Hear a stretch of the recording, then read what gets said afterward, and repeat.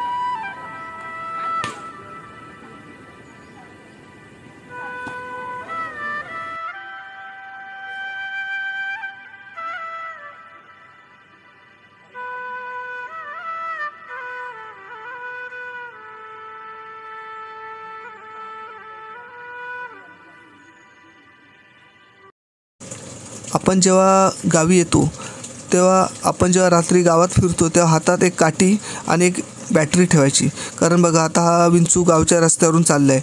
हा काळा विंचू आहे, हा अतिशय विषारी असतो आणि समजा आपल्या हातात जर बॅटरी नसेल तर आपला पाय या विंचूवर चुकून पडू शकतो आणि विंचू आपल्याला डंख मारू शकतो। त्यामुळे प्रत्येकाने सावधगिरी म्हणून गावी आलं की हातात एक काठी आणि एक बॅटरी ठेवायची। त्यामुळे काय होतं, आपल्याला हे सरपटणारे जे विषारी प्राणी आहेत ते लगेच नजरेस पडतात। आता हा साप बघा रस्त्यावर मेलेला आहे, या सापाला सरपटोळी अशी म्हणतात। याचा कलर हिरवागार असतो आणि हा साप झाडावर राहतो आणि या सापाच्या अंगावरनं गाडी गेली आहे, त्यामुळे तो साप चिरडला आणि मेला आहे। त्यामुळे असे गावात बरेच असे विषारी सरपटणारे प्राणी असतात, त्या प्रत्येक आपण काळजी घेतली पाहिजे। हा आता बेडूक बघा असा पाण्यात राहिला आहे आणि फक्त या बेडकाने आपलं डोकं तेवढं बाहेर काढलं आणि डोळे त्याचे ते फक्त दिसत आहेत बघा। गावी असे सुंदर सुंदर आपल्याला प्राणी बघायला मिळतात।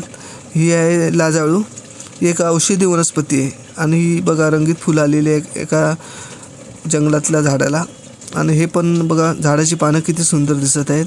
ही पावसात अशा ही वेली झाडं या प्रकारची सुंदर सुंदर आपल्याला पानं पाहायला मिळतात.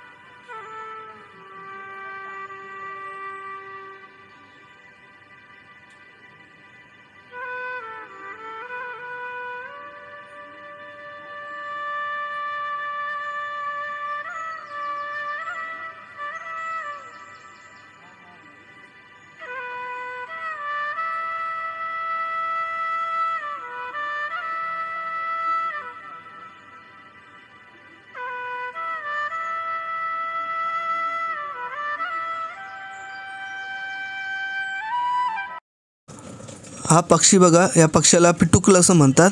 आणि हा पक्षी बघा त्या ड्रमाच्या बॉर्डरला पाणी राहिलं आहे, त्या पाण्यात आपलं अंग बुडवतो आहे आणि पावसाचा आनंद घेतो आहे. म्हणजे त्याला असं वाटतं की पाऊसच पडला आहे आणि आपल्या त्या अंग त्या ड्रमाच्या जे कॉर्नरला पाणी साचलं आहे त्याच्यात ते आपलं अंग म्हणजे असं बुडवतो आहे आणि एक आनंद घेतो आहे बघा.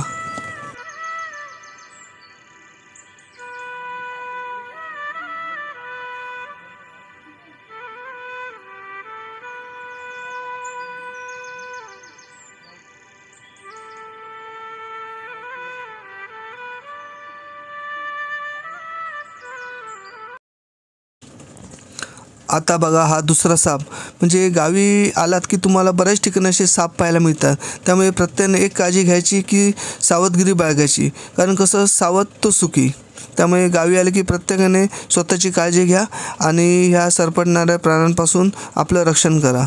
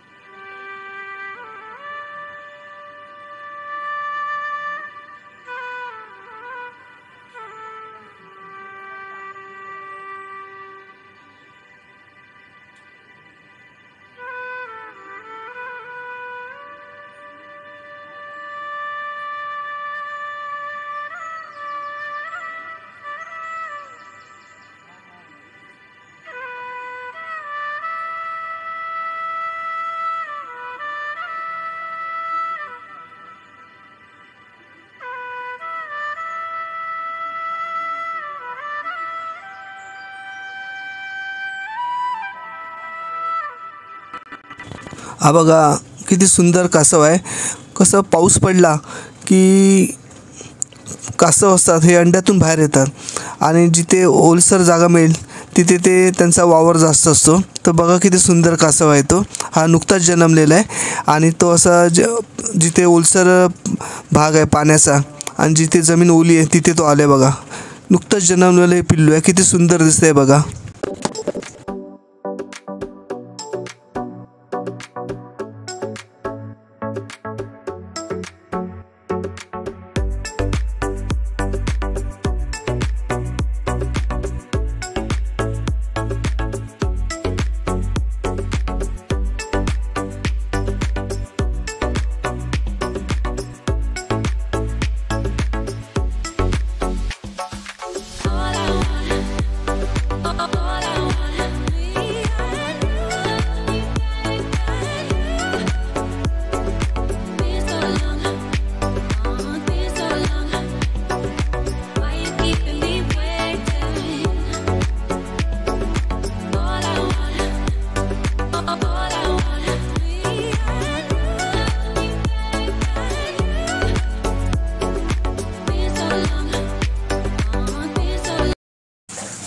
आपण बघा, आपल्या कुंडीमध्ये जर ब्रह्मकमळ उगवलं तर आपण म्हणजे आपल्याला एक असं मोठं त्याचं कौतुक वाटतं आणि आपण आपल्या जे शेजारी असतात त्यांना सांगतो की बघा आमच्या कुंडीमध्ये ब्रह्मकमळ उगवलं आहे, तर तुम्ही पाया पडायला या म्हणून.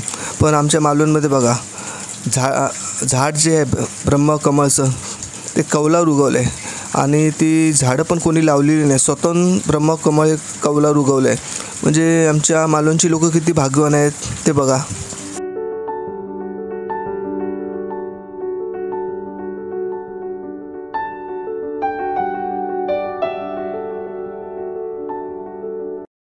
आम्ही आता घरी चाललो आहोत आणि जंगलात बघा कशी हिरवळ पसरलेली आहे आणि सगळं जंगल हिरवंगार झालेलं आहे आणि वातावरण पण एकदम कसं प्रसन्न वाटतं आणि अशा जंगलात चालायला खूप मजा येते. आणि हे हे आहे मुंग्यांचं वारूळ आणि हे वारूळ एक गोष्ट लक्षात ठेवा, पूर्व पश्चिम दिशेलाच ह्या मुंग्या वारूळ बांधतात. कारण पूर्व पश्चिम दिशेला का, कारण सूर्याची जी किरणे आहेत ही सरळ त्या वारुळावर पडतात, त्यामुळे ते वारुळात उष्णता मिळते. आणि उत्तर दक्षिण जी बाजू ही साईडची बाजू असते. आता ही समोर पाहता ती पूर्व दिशेला या वारुळाचा तोंड आहे आणि पाठीमागे पश्चिम दिशा आहे. आणि या वारुळामध्ये साप आणि घोरपड स्वतःची अंडी घालतात आणि मग तिथे साप थांबत नाही, निघून जातो आणि नंतर काही दिवसांनी त्या वारुळातून सापाची पिल्लं असतात ती बाहेर पडतात. आणि जंगलात लोकं चुकली की ह्या वारुळाच्या दिशेकडे पाहून लोकं समजतात की कोणती दिशा पूर्व आणि कोणती दिशा पश्चिम आहे ती. त्यामुळे जंगलात चुकलेल्या लोकांना या वारुळाचा खूप फायदा होतो.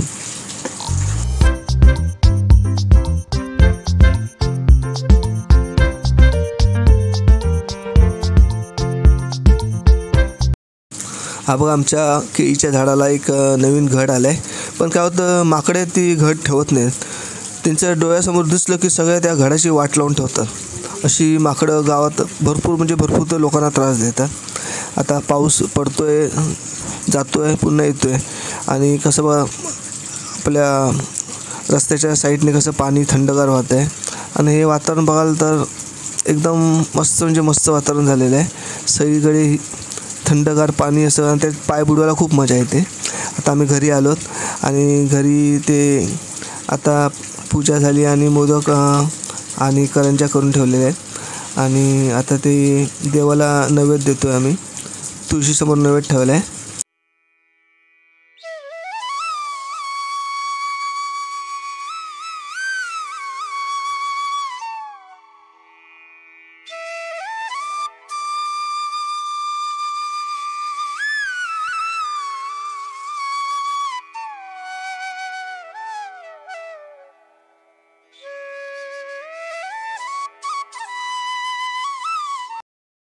आता ही आपण पूर्वजांसाठी वाडी ठेवतो आणि कोकणात ही पद्धत आहे.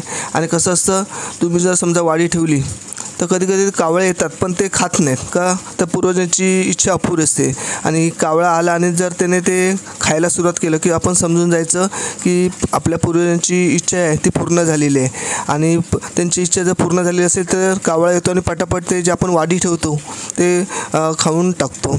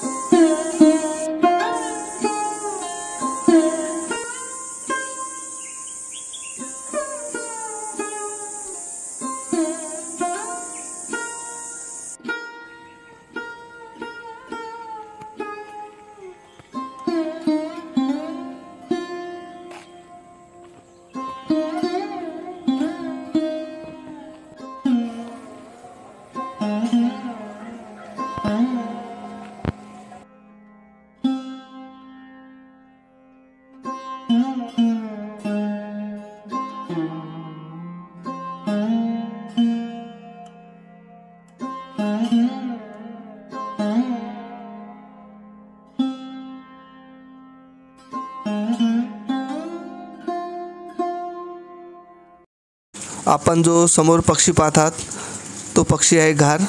ती घार बेडूक किंवा सरडे पकडण्यासाठी त्या दगडांवर बसली आहे. आपण जी समोर पाहतात ती वेल आहे एका फळभाजीची आणि ही जे फळ पाहतात ह्याला कोकणात फागली बोलतात आणि काही ठिकाणी करटुलं असं म्हणतात. तर ही जी वेल आहे ही आपोआप पावसामध्ये वाढते आणि ह्या वेलीला अशी पिवळी फुलं येतात आणि ह्या वेलीची जी फळं येतात त्या फळांची भाजी खूप सुंदर अशी भाजी होते.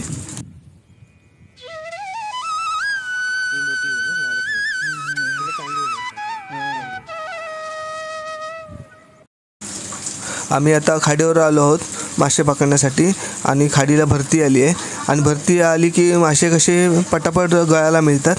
तर आम्ही आता इथे गरवायला आलो आहोत आणि हे बघा दोघं भाऊ एकमेकाशी कसे खेळत आहेत.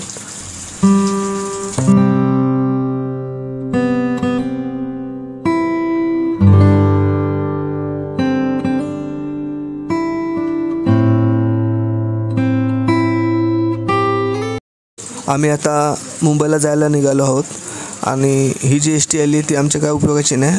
हिच्या मागून जी एस टी येणार ती आता एस टी आम्ही पकडणार आहोत.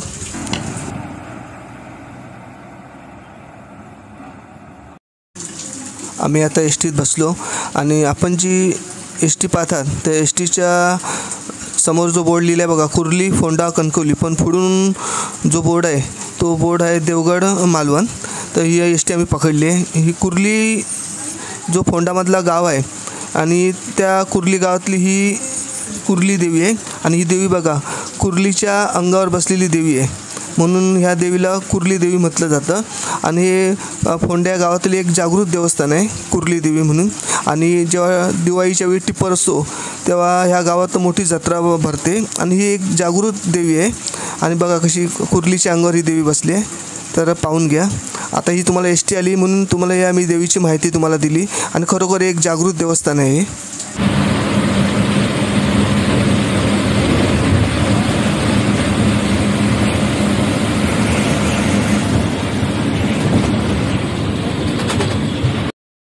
आम्ही आता मालवण डेपोत उतरलो आणि आता इकडून दुसरी एस टी पकडून आम्ही रेल्वे स्टेशनला जाणार.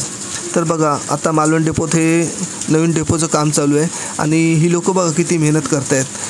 अंग मेहनतीचं काम असतं आणि आपण काय करतो जेव्हा उद्घाटन असतो तेव्हा आपण एखाद्या नेत्याला बोलवतो आणि त्याच्या हस्ते आपण उद्घाटन करतो.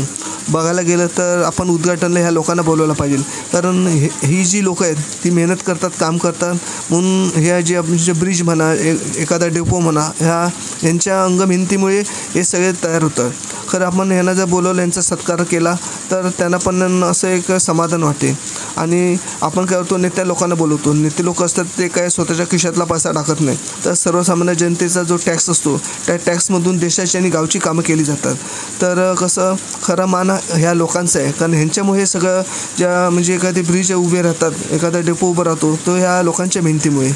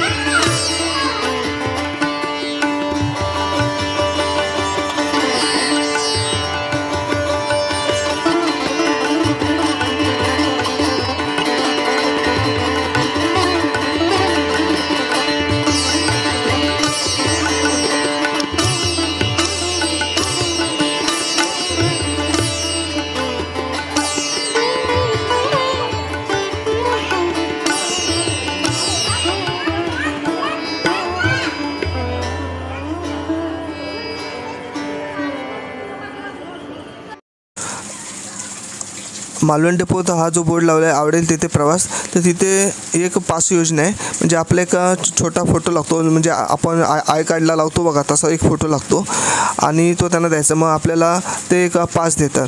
मग त्यात कसं बघा, साधी बस असेल तर 4 दिवसाचा पास आहे तुम्हाला 1814 रुपये आणि मुलांना आहे 910 रुपये आणि 7 दिवसाचा आहे 3171 आणि लहान मुलांसाठी 1588 आणि शिवशाही बससाठी आहे 2533 आणि लहान मुलांसाठी 1269 आणि 7 दिवसासाठी तो पास आहे 4429 रुपये आणि लहान मुलांसाठी आहे 2217 रुपये आणि 12 मी शिवाई ही ई सेवा म्हणजे बस आहे, म्हणजे इलेक्ट्रिक बस आहे.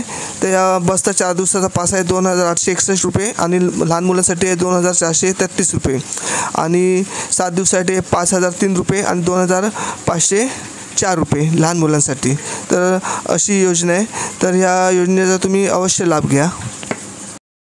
आणि जे आगाऊ आरक्षण करतात त्या प्रवाशांना ही खुश खबर आहे. तर हा बोर्ड तुम्ही नीट वाचून घ्या. आणि एस टीच्या अशा खूप सांगल्या योजना असतात, पण त्या कशा आपल्याला माहीत नसतात. आता बघा, मालवण ते पुणे तिकीट आहे 740 रुपये आणि ज्येष्ठ नागरिकांसाठी 374. मालवण पुणे निगडी म्हणजे स्लीपरची आहे ती 1083 रुपये आणि ज्येष्ठ नागरिकांना 544. मालवण ते मुंबई 1260 आणि ज्येष्ठ नागरिकांना 664. मालवण ते रत्नागिरी 308 रुपये आणि ज्येष्ठ नागरिक 157 आणि पुन्हा इकडे मालवण ते बार्शी 750 रुपये आणि ज्येष्ठ नागरिकांसाठी 378 रुपये. मालवण ते तुळजापूर 790, ज्येष्ठ नागरिकांना 398. म्हणजे मालवण डेपोतून अशा लांब पल्ल्याच्या भरपूर गाड्या सुटतात. तर त्या गाड्यांचं मी तुम्हाला इथे टाईम टेबल दाखवलं आहे. आणि दुसरी गोष्ट म्हणजे जे ज्येष्ठ नागरिक असतात त्यांना पण सवलत असते, त्यासाठी काही कागदपत्र लागतात, ही समोर आपण वाचून घ्या. आता मालवण डेपोतून आम्हाला रेल्वे स्टेशनला जायला आता काही वेळात आमची गाडी लागेल आणि ती गाडी पकडून आता आम्ही मग रेल्वे स्टेशनला निघू. आता ही गाडी लागली आहे, मालवण देवगड लागली आहे. तर आता लोक त्या गाडीत चढत आहेत आणि काही लोक अशी एस टीची वाट बघतात की आपली गाडी आता कधी लागेल. आणि ही बघ एक स्लीपर गाडी आली आहे, रातराणी गाडी. किती सुंदर गाडी दिसते बघा आणि ड्रायव्हरने मस्त टर्न मारला बघा. दिसायला कसं सुंदर म्हणजे एक चित्र दिसतंय बघा. असं गावी आलं की एक वेगळीच मजा असते आणि अशी एस टी बघितली की मन असं भरून येतं.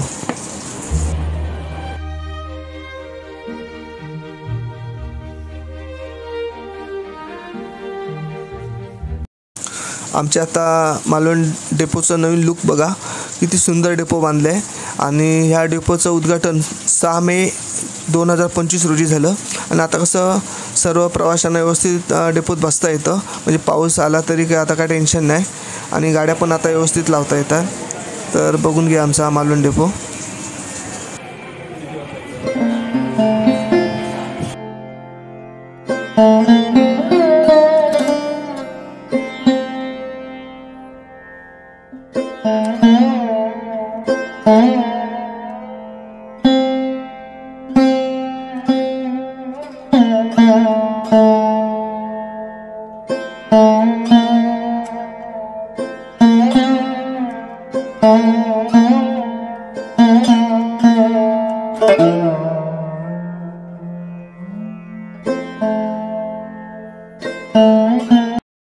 आता आमची गाडी सुटते.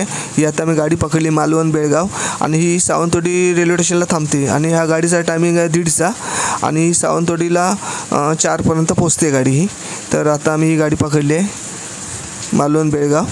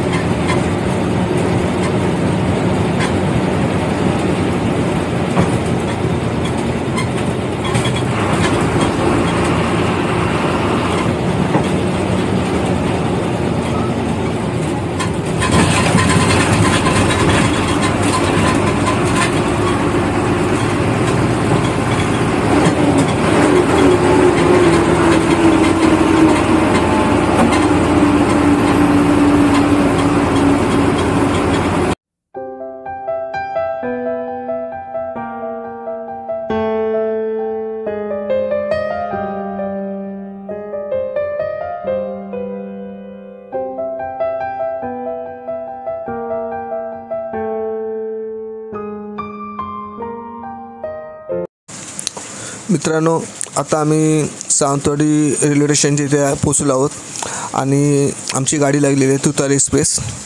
तर गाडी सुटायला अजून वेळ आहे.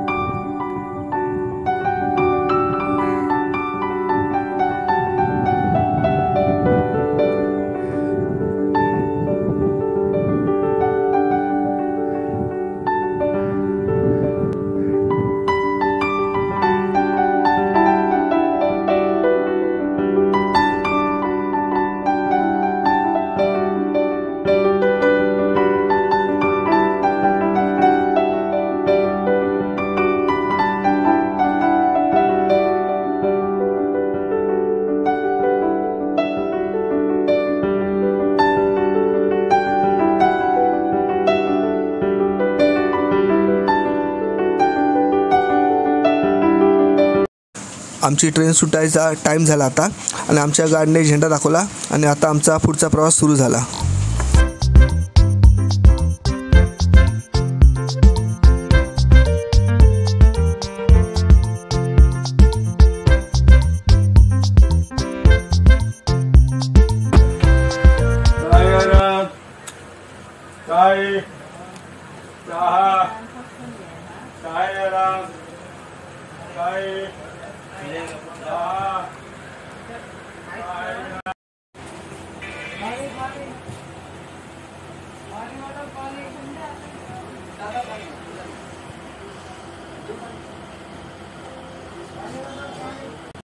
हा गावठी पोहे घ्या, या चुरमुऱ्याचे लाडू, या आल्याचा मालवणी खाजा, गावठी पोहे घ्या, चुरमुऱ्याचे लाडू.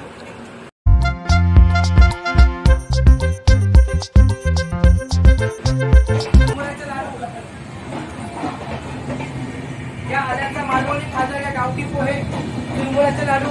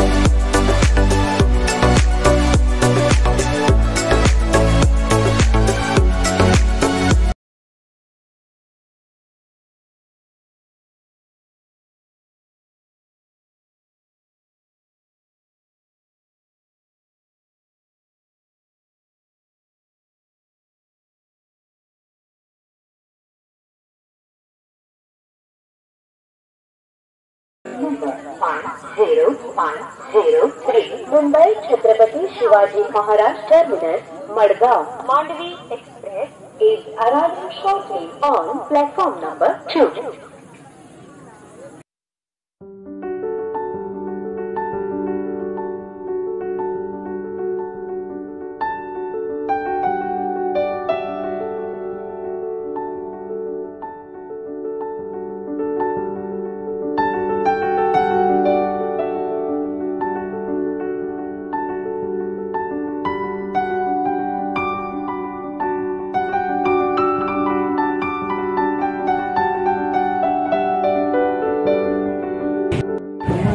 चाय अदरक वाला चाय राम चाय अदरक वाला चाय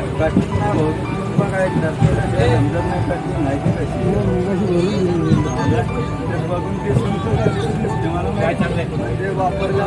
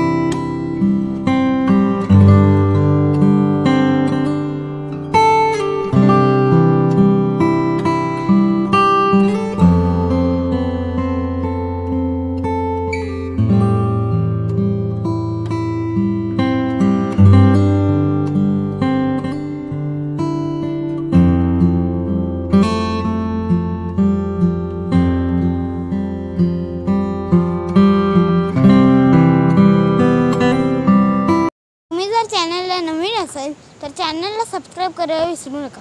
जी बाजूची बेल आयकॉन असेल त्याला नक्की दाबा. आपले नवीन व्हिडिओ बघायला मिळेल.